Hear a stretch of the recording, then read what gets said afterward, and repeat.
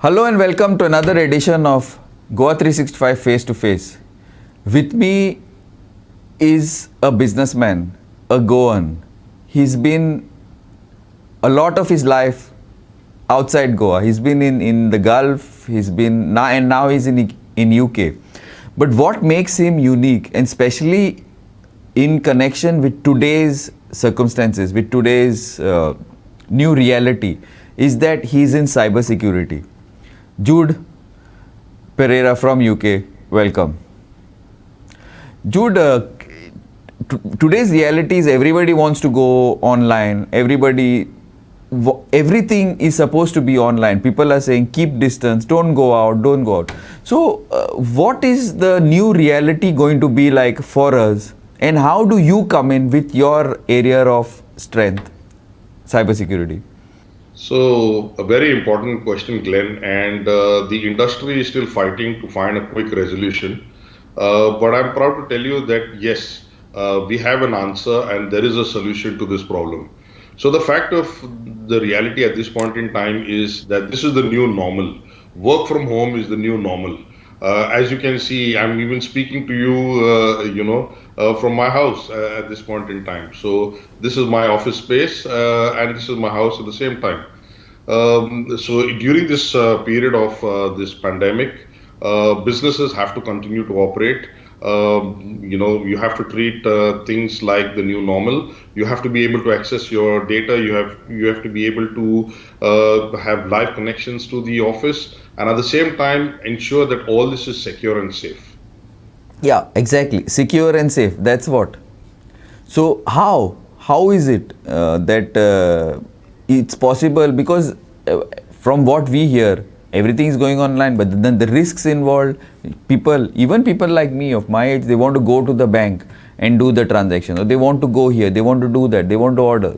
So, especially financial transactions, business, all that. So, how is it you think that business like this can really continue with the help of people like you who are in this line?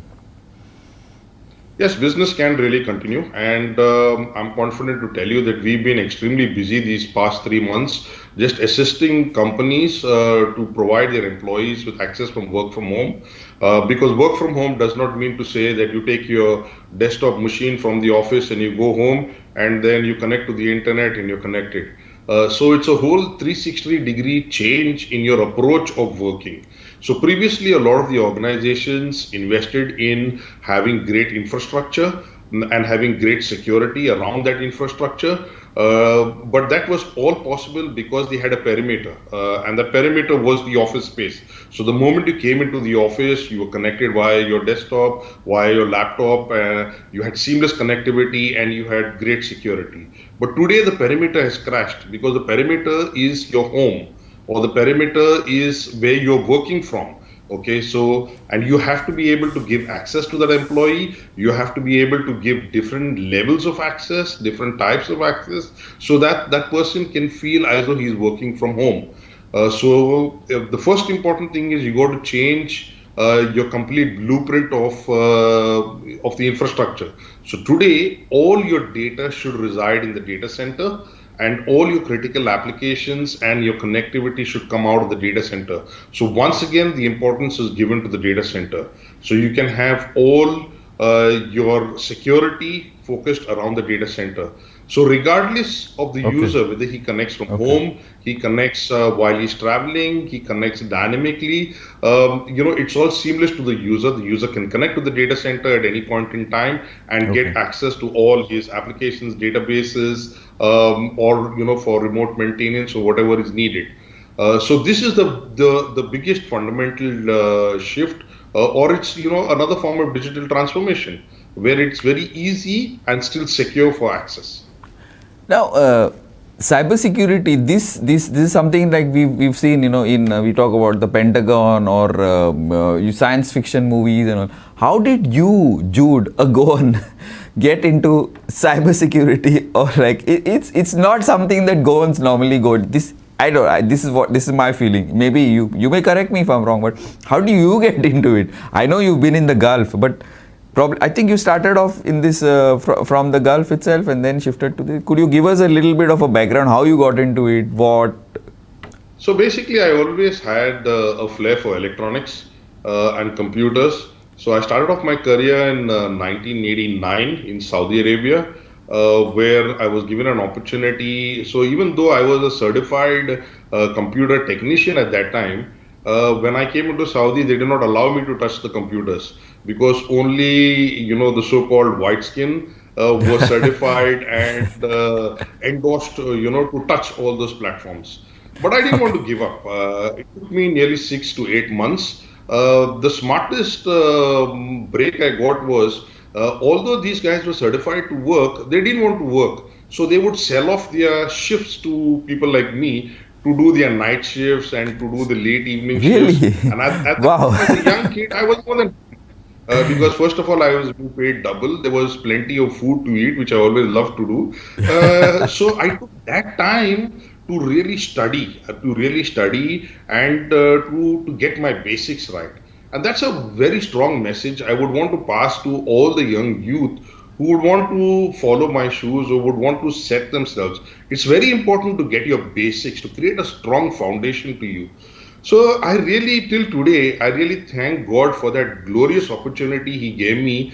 That within 8 months, I was the first Asian to be certified to enter the main console, which was like a completely electromechanical control room where we could control at least around 40 acres of King Saud University from a single control room. So my journey began from there.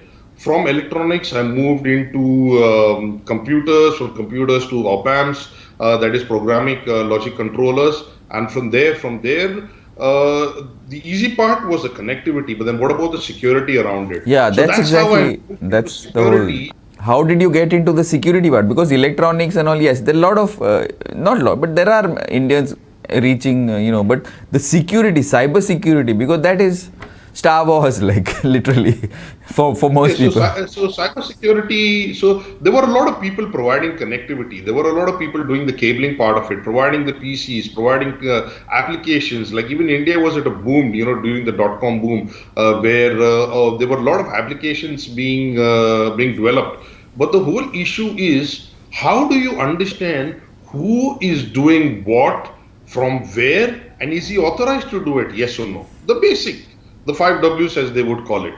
And that started to haunt a lot of the management.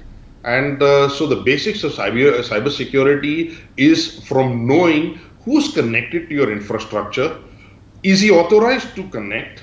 With what level of access is he connected? And what is he doing? Correct. Absolutely. Okay, so some people would term it as an audit, but it's much more than an audit, because it's not only understanding like who is doing what where, but it's also how do you ensure that that user is completely protected when he's working. Because for the end users are all not smart. They do not have a clue about cybersecurity. So it becomes our job to make it viable and more practical and more seamless for them to be able to do their job, because then that improves performance improves efficiency, and that in turn helps the business. Now, earlier it was pretty important because we used to hear lots of these things, hackers from China or hackers from X or hackers from Y, from Pakistan, they would be attacked this, and then many of the, I don't know if there was an issue, Russia, US hacking and all that. But now, especially with this situation, this COVID situation, and people, so many companies, people working from home. So obviously this is going to be much more all encompassing, all more important. So is there an opportunity for say for Goans, for example? Is there an opportunity for Goans to get into this cyber security? You think it would be possible, or it would be good that our people, many of them have got no jobs, because they're so used to going to the boat cruises, they're going here. You think this could be another thing, something they could look at, Jude? Of course, most definitely, Glenn.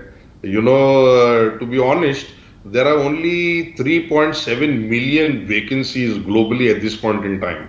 Wow. Okay. Okay. Within my organization itself, we have at least around 20 vacancies, at this point in time. But of course, each of these positions require different levels of expertise, different levels of certification, and it's not rocket science. It's not easy. I'm so amazed to see that in the United Kingdom, they are literally encouraging and motivating every university, every school. They're beginning the basics of cybersecurity in school. I'm so shocked to see that. They are encouraging students not only to do coding, but to go beyond coding and cybersecurity. And they have made an easy path where within a span of 2 months, to a maximum 3 months, depending on your aptitude. You can even finish it in a month. You know what's the first package? The moment you finish this, you can start a job with 60,000 pounds annually. That's a lot of money. That's a lot of money, especially if you convert it. Huge.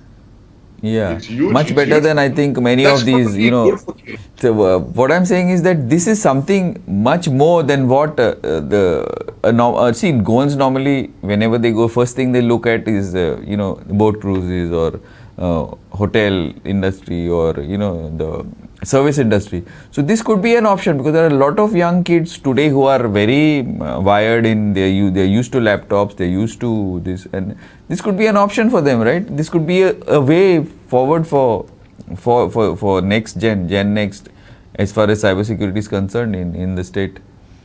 Don't you think?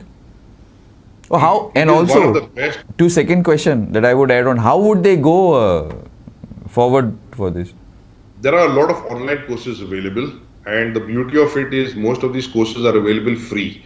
You really don't have to pay. So you can Okay. start off with these basic courses. A lot of them are available on in India, and it is easily accessible. If not, I'm more than happy to share the information. There are a lot of institutes in the four major cities of the country that offer. So you can begin off cybersecurity by becoming a certified ethical hacker. So you begin off by becoming a certified ethical hacker, and then you can branch into the different domains of cybersecurity that you want to specialize in. Coming back to your previous question, about there are so many hackers and hacking is all around the globe at this point in time. Let me tell you that today cyber espionage or cyber theft is the third largest business in the globe. Wow. Could you give us Yes. some details, So just for curiosity?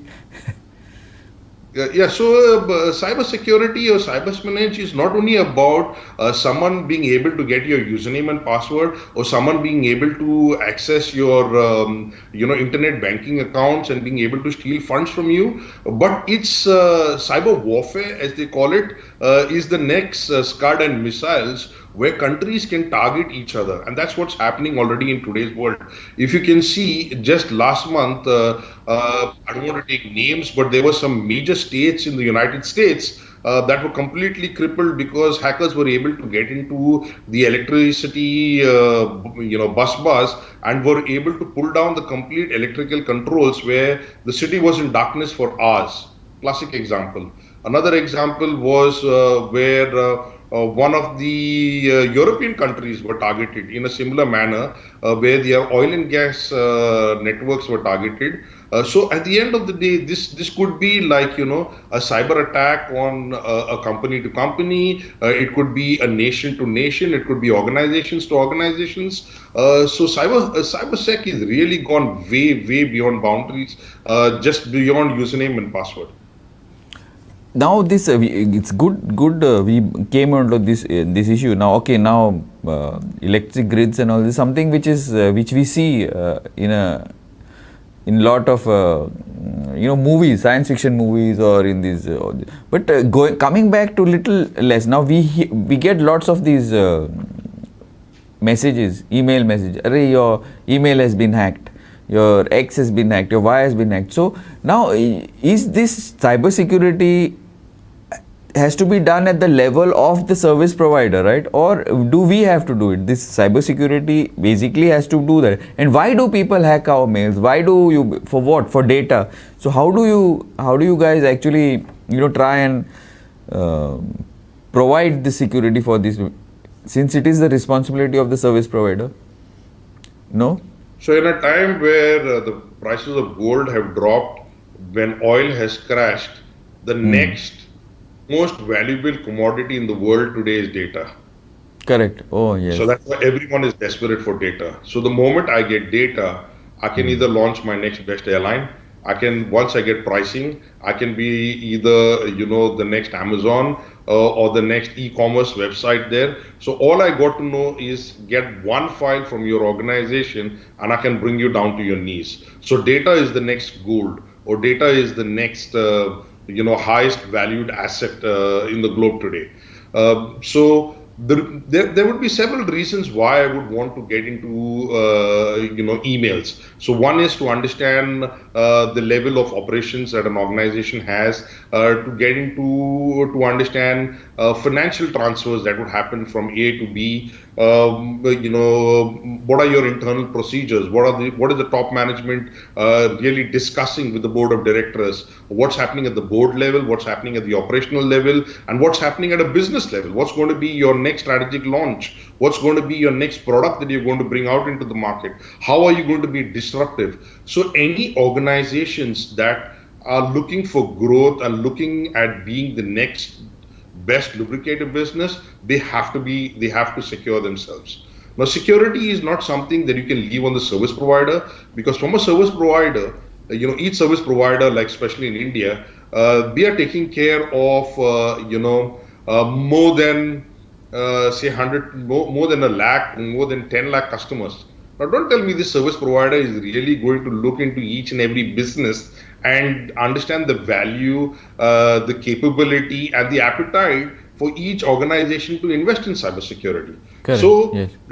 primarily, these service providers would give you the basic level of security, but it's all totally left up to the organization on how much they want to spend, how far and wide they want to really go as far as security is concerned, and it all depends once again on the business. What's the turnover of the business and which areas of the business they want to secure. Okay. Uh, Jude, let's just get into a small break. I'll see you on the other side. Sure.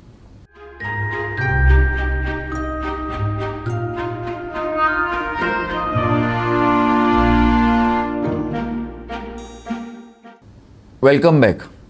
What I'm saying is that now, with this level of threat and with this new reality, there are a lot of companies which are mid-range, small, which deal with data, but these are a majority. So how is going to this new reality going to affect them, and how important is it for cybersecurity for them, and what could be the dangers in case they do not have this type of protection?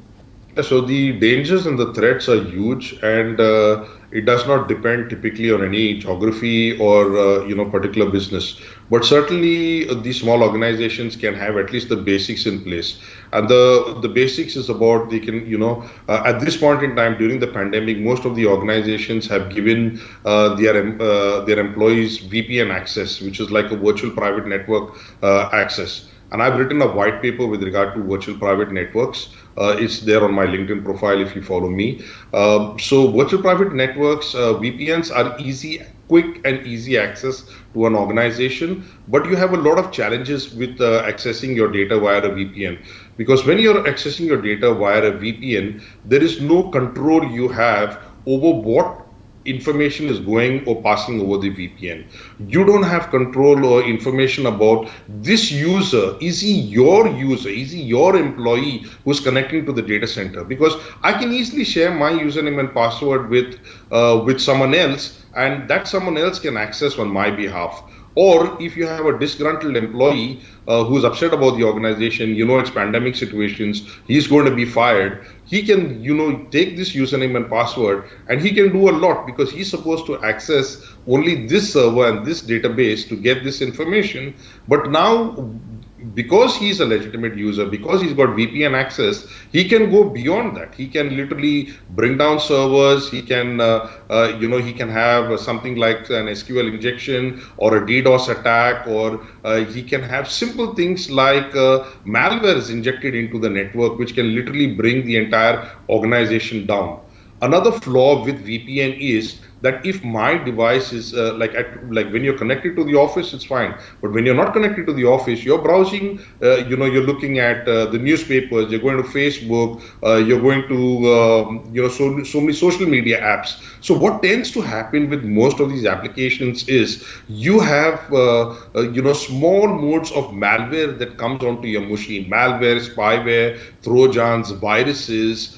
These are all the different ways and means that hackers use to enter your machine, and then from your machine it can go into the network. So as long as you're at home, it's all fine, but now your device is infected. There's no way by which you can understand that all these malwares or these antiviruses or these viruses reside on your machine. Now, when you get connected to the office, then these malwares slowly move from your machine into the production environment, as they Okay. say, Okay. which is your office network, and from there they can move onto your database servers or they can move onto your applications, and that's just the start.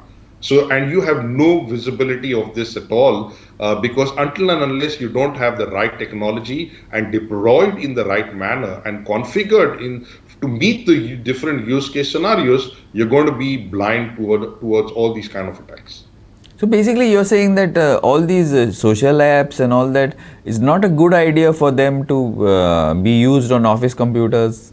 Not at all, not at all. So that's why the good thing is, since now we are, working from home, we have divided ourselves into home, like, what we would do at home and what we would do at work. But there's no barricade, or there's no divider. So basically, what we do is the device is meant for the office, and then you can have something like a browser isolation, where you can still be connected to the rest of the world peacefully without impacting, the official side of your day-to-day business, or the official side of your day-to-day work that you're continuing to do from the same device. You mean like a partition? What exactly? Could you just give some more details on that?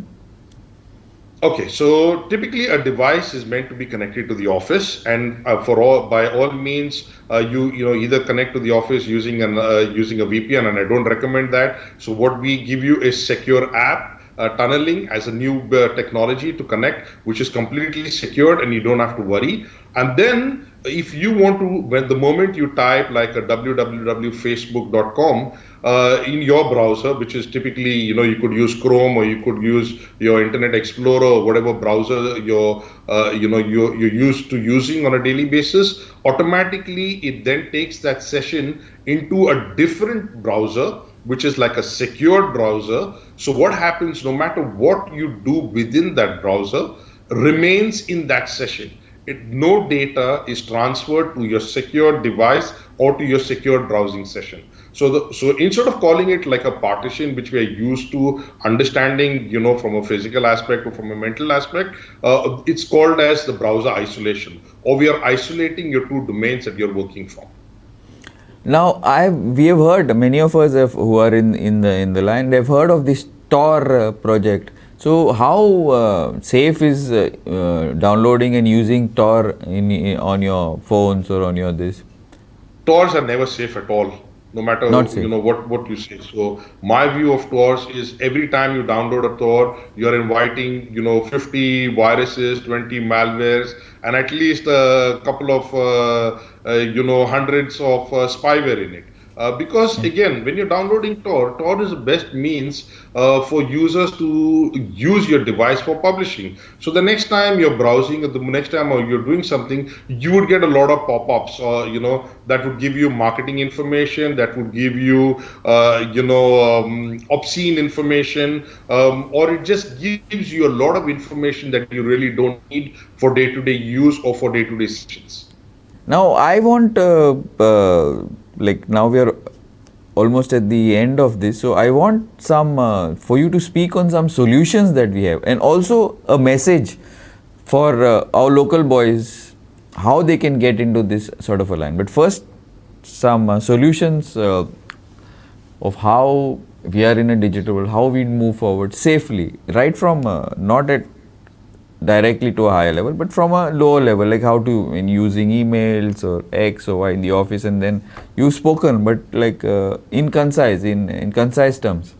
I'm happy to use this opportunity to talk about a solution that is built in the Indian markets, and it's an Indian vendor, and we are using that solution globally in the Gulf, and I brought it even now to UK and Europe. The name of the solution is ACOPS, and ACOPS is really a solution that makes it very simple, easy, and quick to deploy for organizations. For me, being in cybersecurity, I always felt cybersecurity should be there, but not felt. It should not come in the way of a person operating and doing his day-to-day task. So the value that the solution brings it, the first thing, it gives you secured connectivity to your data centers, and you can have different levels of access that can be given to the different types of users. So you have some users where they all they need to do is only connect to the CRM or connect to the mail servers, which could be your Outlook or Gmail or whatever email service provider that you're using, and it could be browsing. So in that case, there's no need for the organization to give him a laptop or give him a device. He can literally connect to the office data using a browser session, so a secured browser session, and through that secured browser session, he can peacefully connect because there is complete security around it, and it really does not matter from which device he's accessing the data from. So this is called the simplicity of BYOD and secured BYOD. The next approach that we can give is if organizations have invested in a lot of PCs. So every organization has got their own computers in the office. So the computers are already there, but at the moment, people are not in the office to access these computers. So we can help them to access their PC from home using the remote desktop protocol, which is again built into this solution. So they can access their PC using any device from any place completely in a complete secured manner, and for them it's seamless. It's just like as though they were sitting in their office. They have connectivity to all their applications, to all the programs, to all the databases, and completely secured. So this is the second level of access that we can provide. The third level of access where which most people are adopting, is called the VDI, which is like the virtual desktop interface, whereby which people used to work with laptops in the organization, but today the laptops are there with them at home. So we create virtual desktops in the environment to give that look and feel as though you're in the office, but you're still not physically in the office, and you have the world to you, as they say. Once again, you have all your applications, all your databases, and you can literally continue working from home as though you were seated in the office, with of course the luxury and benefits of sitting at home. So this is as far as the business side is concerned. Okay. Then you have the management side, like the IT management, troubleshooting of desktops, troubleshooting of all this. So using VDI, you can even have your database admins, your system admins, your network admins doing all their regular tasks, using VDI. So it's not rocket science. It's not something that is not possible. It's all achievable. It all can be done, and it can be done now. Jude, we have run out of time. We've crossed the time. So thank you very much. And we hope to see you here, because possibly give some lessons for the state. That's another point that we can speak. I can speak to you later. But Jude, thank you very much. And keep watching Goa 365.